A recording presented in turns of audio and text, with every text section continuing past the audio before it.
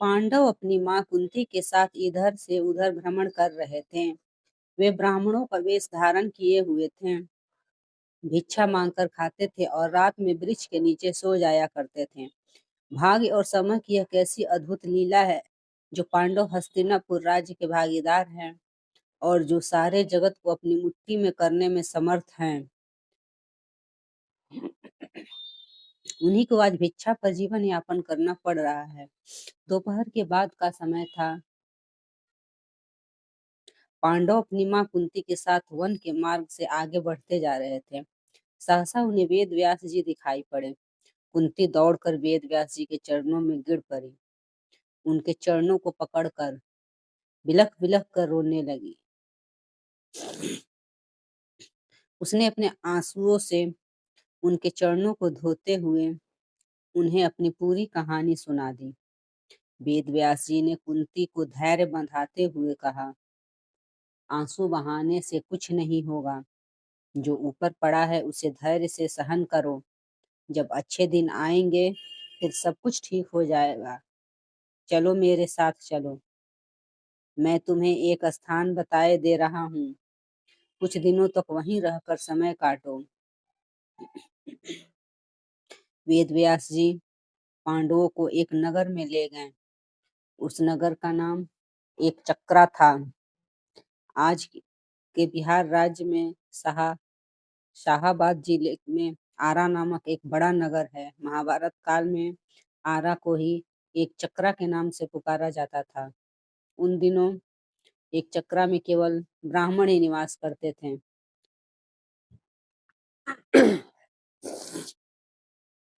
वेदव्यास जी पांडवों को एक चक्रा में पहुंचाकर चले गए। पांडव एक ब्राह्मण के घर में निवास करने लगे। पांचों भाई प्रतिदिन भिक्षा मांगने के लिए जाया करते थे। भिक्षा में जो अन्न मिलता था उसी से अपने जीवन का निर्वाह करते थे। उन दिनों एक चक्रा में एक राक्षस के द्वारा बड़े जोड़ों का आतंक फैला हुआ था। उस राक्षस का नाम बक था। वह दिन में वन में छिपा रहता था, रात में बाहर निकलता था और एक चक्रा में घुस जाता था। जिसे भी पाता था मार डालता था। खाता तो एक ही दो आदमी को था, पर 15-20 आदमियों के प्राण रोज जाते थे। आखिर एक चक्रा के निवासियों ने वक्त से एक समझौता किया। प्रतिदिन नगर का एक आदमी अपने आप ही बक के पास पहुंच जाया करेगा और बक उसे मारकर खा लिया करेगा। एक ही आदमी की जान जाएगी। व्यर्थ में मारे जाने वाले लोग बच जाया करेंगे। बक ने भी इस समझौते को स्वीकार कर लिया। उसे जब बैठे बिठाए ही भोजन मिल जाता था तो वह समझौते को स्वीकार ना करता तो क्या करता। उसने समझौते को स्वीकार करते हुए चेतावनी दे रखी थी कि अगर समझौते का उल्लंघन किया गया तो वह एक चक्रा को उजाड़ कर मिट्टी में मिला देगा। बस उसी दिन से क्रम क्रम से एक घर का एक आदमी बक के पास जाने लगा। बक उसे खाकर अपनी क्षुधाग्नि को शांत करने लगा। संयोग की बात, एक दिन उस ब्राह्मण के घर की बारी आ गई, जिसके घर में पांडव अपनी माँ के साथ निवास करते थे। दोपहर के पूर्व का समय था। कुंती अपने कमरे में बैठी हुई थी। उस दिन भीम किसी कारणवश भिक्षा मांगने नहीं गया था। वह भी कमरे के भीतर कुंती के पास ही मौजूद था। सहसा कुंती के कानों में किसी के रोने की आवाज आई। रोने और विलाप करने का वह स्वर उस ब्राह्मण के कमरे से आ रहा था, जिसके घर में वह ठहरी हुई थी। जब कुंती से विलाप का कारण सकरुण स्वर सुना नहीं गया तो वह ब्राह्मण के कमरे में जा पहुंची और वहां जो कुछ देखा उससे वह सन्नाटे में आ गई। ब्राह्मण के कुटुंब में कुल 3 ही प्राणी थे, ब्राह्मण, ब्राह्मणी और उसका एक युवा पुत्र। तीनों विलख विलख कर रो रहे थे। हाय हाय, अब क्या होगा? अब तो सब कुछ मिट्टी में मिलकर रहेगा। कुंती ने तीनों को रोता हुआ देखकर ब्राह्मण से पूछा, विप्रवर, आप तीनों इस प्रकार क्यों रो रहे हो? क्या मैं जान सकती हूँ कि किस दारुण कष्ट ने आप तीनों को अत्यंत दुखी बना रखा है? ब्राह्मण के ने आंखों से आंसुओं की बूंदें गिराते हुए उत्तर दिया, बहन, तुम सुनकर क्या करोगी? हमारा कष्ट एक ऐसा कष्ट है जिसे कोई दूर नहीं कर सकता। कुंती ने सहानुभूति भरे स्वर में कहा, हम तो गरीब ब्राह्मण हैं। सच है, हम आपके कष्ट को दूर नहीं कर सकते, किंतु फिर भी सुनने में हर्ज ही क्या है? हो सकता है हम आपके कुछ काम आ जाएं। जब कुंती ने बहुत आग्रह किया तो ब्राह्मण ने बक राक्षस की पूरी कहानी उसे सुना दी। कहानी सुनकर उसने सिसकते हुए कहा, बहन, हम कुल तीन ही प्राणी हैं। यदि कोई एक राक्षस के पास जाता है तो वह उसे मार कर खा जाएगा, हमारा घर बर्बाद हो जाएगा। इसलिए हम सोचते हैं कि हम तीनों ही राक्षस के पास चले जाएंगे। हम इसलिए रो रहे हैं कि आज हम तीनों के जीवन का अंत हो जाएगा। ब्राह्मण की करुण कथा सुनकर कुंती बहुत दुखी हुई। वह मन ही मन कुछ क्षणों तक सोचती रही, फिर बोली, विप्रवर, मैं एक बात करती हूँ, उसे ध्यान से सुनिए। मेरे 5 पुत्र हैं।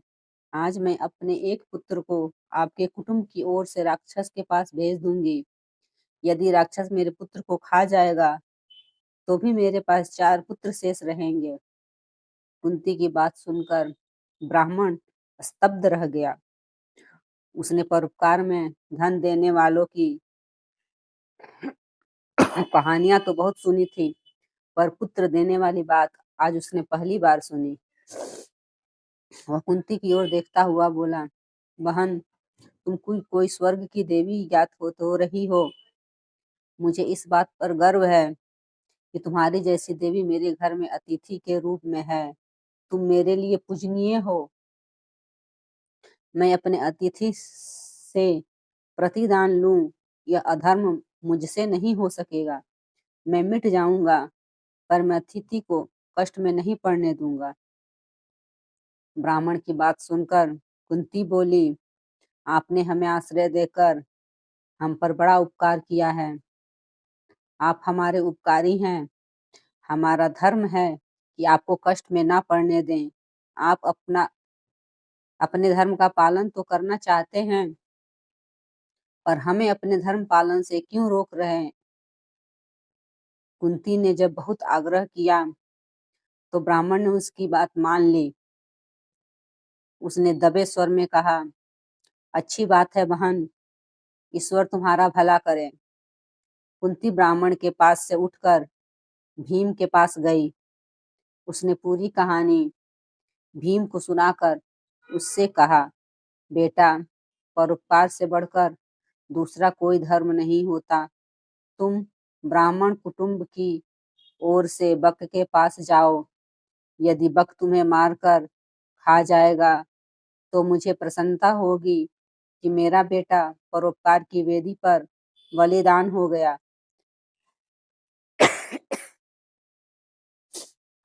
भीम ने बड़े हर्ष के साथ अपनी माँ की आज्ञा को स्वीकार कर लिया। उसने कहा, माँ, तुम्हारी आज्ञा शिरोधार्य है। बक मुझे क्या मारकर खाएगा? तुम्हारे आशीर्वाद से मैं उसे मिट्टी में मिला दूंगा। संध्या का समय था। भी- भीम एक गाड़ी के ऊपर खाने पीने का सामान लाद कर उसे खींचता हुआ बक के निवास स्थान की ओर चल पड़ा। वह बक के निवास पर पहुंचकर गाड़ी पर लदे हुए खाने के सामान को स्वयं खाने लगा। बक कुपित हो उठा।